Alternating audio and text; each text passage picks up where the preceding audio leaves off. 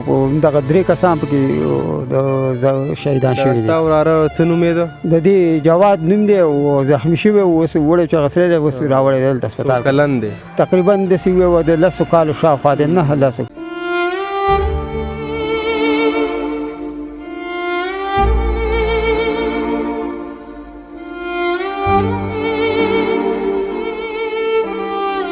تر اوسه نادرک او نادرک اوس راغلی. ښه ستاسې زیله درغلی و. ښه سجاده خدای دې لوی سړی که سجاده ښه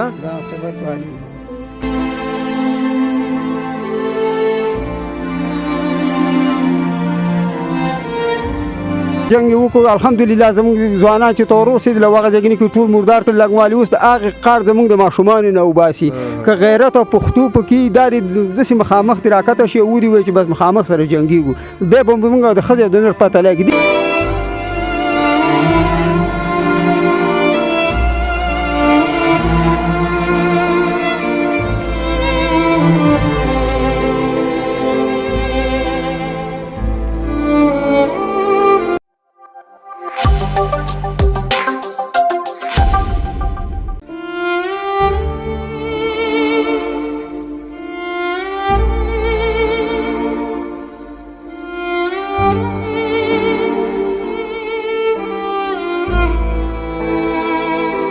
سلامونه درنو لیدونکو، په دې هیله یم چې روغ بایاستئ.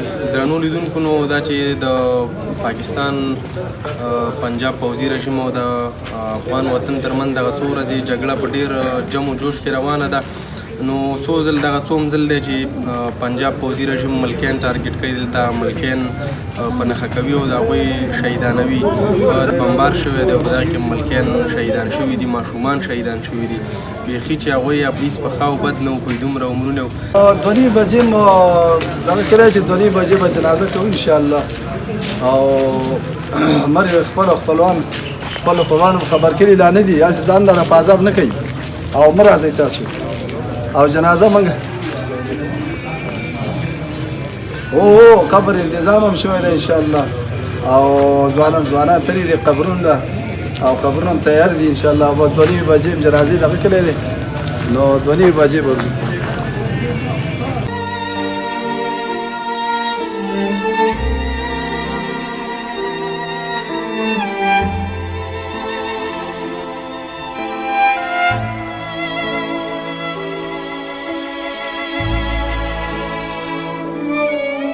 درنو لیدونکو، نو هغه څنګ ته مې ورورجان ولاړ دی، د ده د کورنۍ یو ماشوم پکې شهید شوی دی په دغه بمبار کې. د سره څو لنډې خبرې کوو. ستړی مه شي ورورجانه. خیر اوسې ورور، الله جزاک کې خوشحاله اوسې. خیر اوسې. ډېره مننه ورورجانه. دغه بیګا چې بمبار وشو ته خپله په کور کې وي؟ بیګا ما غوښتنه وکړه چې کله توپونه شروع شول په دغه ټایم کې موږ په کور کې وو، ډېر کور خواته هم ډېر نږدې توپونه لګېدل. د هغې نه وروسته به موږ هجرت وکړو کته کوشو لاندې کلي ته. سهار وختي بیا راوختلو او سهار مانځه نه وروسته بیا راوختلو کور ته، او د دغې 10 بجو ټایم کې بیا توپونه شروع کړل چې په نتیجه کې زموږ د کور خوا مخې ته توپ لګېده، یو دانه او 3 دانې شهیدان ورکړ. 2 ګاونډی دي، یو مې وراره دی. دغه شهیدان چې کوم ماشومان شهیدان شو دا سهارني بمبار کې شهیدان؟ دا سهارني دغه کې شهیدان شول. دا 3 واړه په سهارني کې ملګري په یو ځای باندې شهیدان شول. یو زخمي چې غسلی نه و که د کور نه بار لګېدلي که نه د کور کې دا ګولۍ لګېدلې او دوی کور دا کور او د بار په منځ کې دونه فرق نشته دی. دغه ځای هم د کور ساحه ده، خو لکه دیوال ته نه ده چاپر شوی دی، داخل د کور په منځ کې نه دی لګېدلی. دا بېدیه چې کومه ساحه ده دې کې لګېده. نور داسې مالي زیانونه یې اړولي؟ نور کورونه یا کور یې ړنګ کړی دی یا نه، یا نور کوم شیان خو یې خراب کړي نه دي؟ نور یو دیوال یې خالص لږ شان ته تخریب کړی دی او دغه 3 کسان پکې د شهیدان شوي دي. ستا وراره څه نوم یې ده؟ د دې جواد نوم دی او زخمي شوی و، اوس وړی چې غسلی دی، اوس راوړی دی دلته هسپتال. څو کلن دی؟ تقریبا داسې وی د 10 کالو شاوخوا دی، 9 کالو.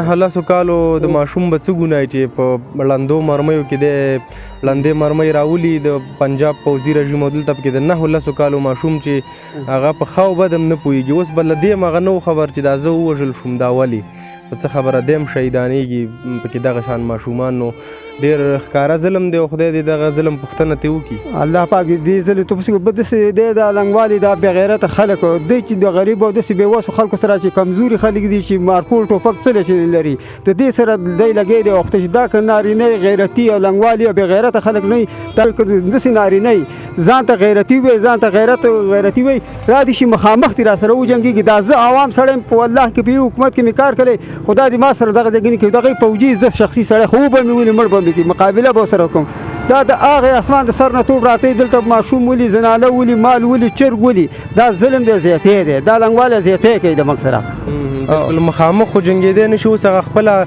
بایللې جګړه په همدې پټوي چې ماشومان او زنانه شهیدانوي ای شابسي ظلم زیاتی او دا په دې باندې دغه کوي دغلته جنګ یې وکړو الحمدلله زموږ ځوانان چې ته ورسېدل او هغه ځای کې ټول مردار کړل لنګوالي اوس د هغې قار زموږ د ماشومانو نه وباسي که غیرت او پښتو پکې دا داسې مخامخ دې راکته شي ودي وایي چې بس مخامخ سره جنګېږو دی به موږ د ښځې د نر پته لګي دې که څه پته لګېږي ته له اسمانه غړونې راټوه او دې ځای کې وله خو موږ له دې کوم ملک داسې کومک دې وکړي داسې توغندي دې راکړي چې موږ د دې ځای نه اسلام آباد او پنډۍ او لاهور ولولو یا دغه پېښور او دغه ځایونه ولولو نو د دې خو دغې خو څه غیرت او پښتو د هغې نه کېږي دا دې د هند سره دغه شان مقابله وکړي لکه څنګه چې مخکې راایسار کړ کشمیر ته په یوه ورځ شپه کې ونیو دونه بې غیرته ملک دی ډېره مننه بس خدای دې تاسو ته د زړه صبر درکړي خدای دې هغه ماشومان وبخي جنتونه یې نصیب شو بیا ځل دې خدای تاسې له دغه شان غم نه وساتي امین که الله دې اجر درکړي خوشحاله اوسئ ډېره مننه سجاره ستړی مه شي سجاره څنګه ښه یم سجاره چیرته وې تر اوسه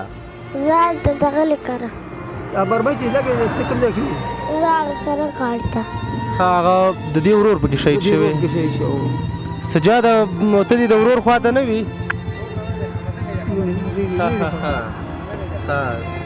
دا تر اوسه نادرکه دا نادرکه اوس راغلی ښه ستاسې زیله درغلی و ښه سجاده خدای دې لوی سړی که سجاده ښه